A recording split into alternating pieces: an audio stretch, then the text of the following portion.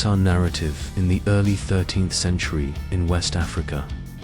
South of the Sahara Desert lies the small kingdom of Mali, which, bolstered by a formidable military, gradually subjugates neighboring territories, ultimately extending its reach.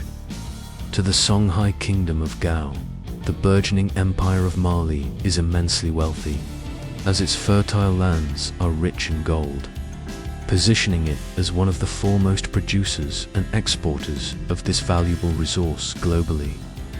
However, every gold nugget extracted is the property of the emperor.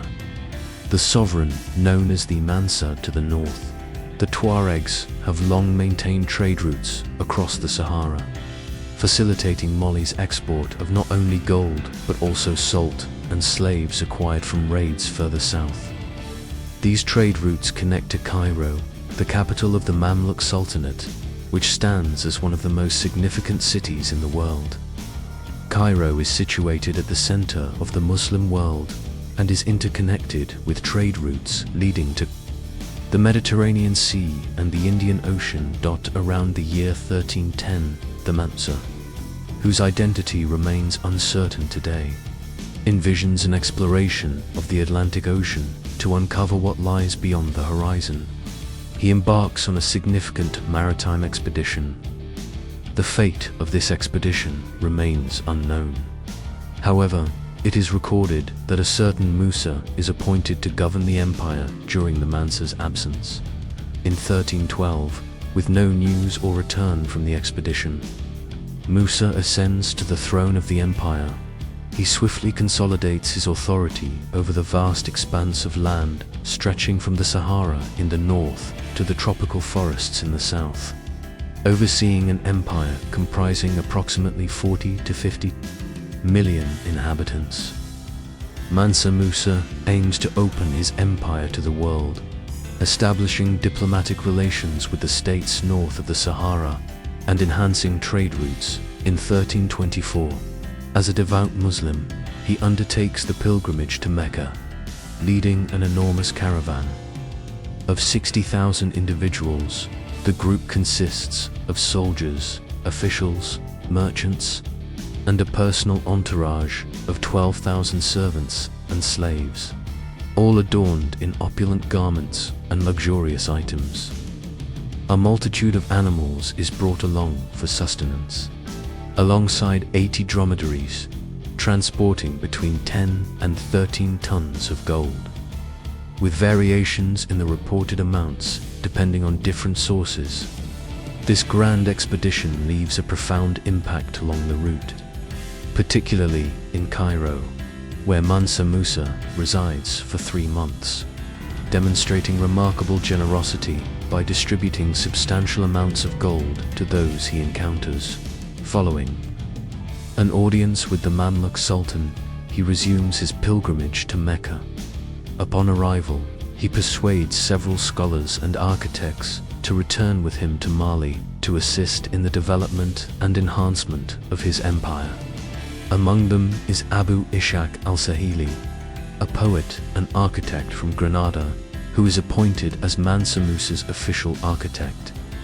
On the return journey, having depleted his gold reserves, some accounts suggest that Mansa Musa was compelled to borrow gold in Cairo.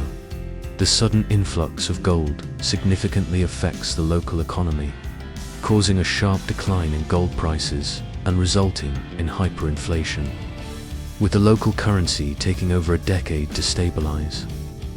Upon his return to Mali, Mansa Musa learns that his forces have successfully quelled a significant revolt in Gao and regained control of the city. He then visits Gao and assigns his new architect, al-Sahili, to construct a mud brick mosque, marking the first of its kind in the region. Mansa Musa subsequently resolves to enhance Timbuktu, recognizing its strategic location between the trade routes of the Sahara and the Niger River, which traverses the empire. A significant mosque, an imperial palace, and an Islamic university are constructed. Additionally, a formidable wall is erected around the city to to safeguard it from potential incursions by the neighboring Mosi kingdom. Trade flourishes at an impressive rate, leading to the city's inclusion on maps produced by the Italian republics that dominate Mediterranean commerce.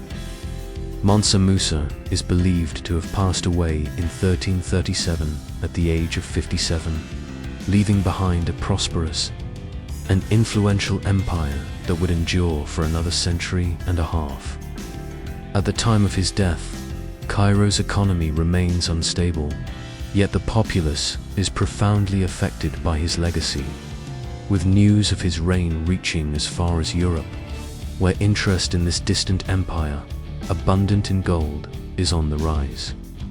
In 1375, the King of Aragon presents the King of France with a remarkably detailed atlas of the known world, depicting Mansa Musa seated on a throne while holding a golden globe.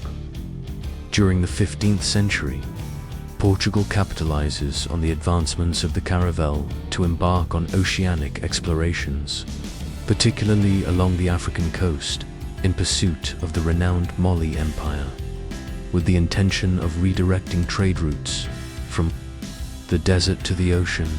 Today, Mansa Musa is often regarded as the wealthiest individual in history. However, accurately gauging the magnitude of his wealth and comparing it to that of other periods proves to be nearly impossible.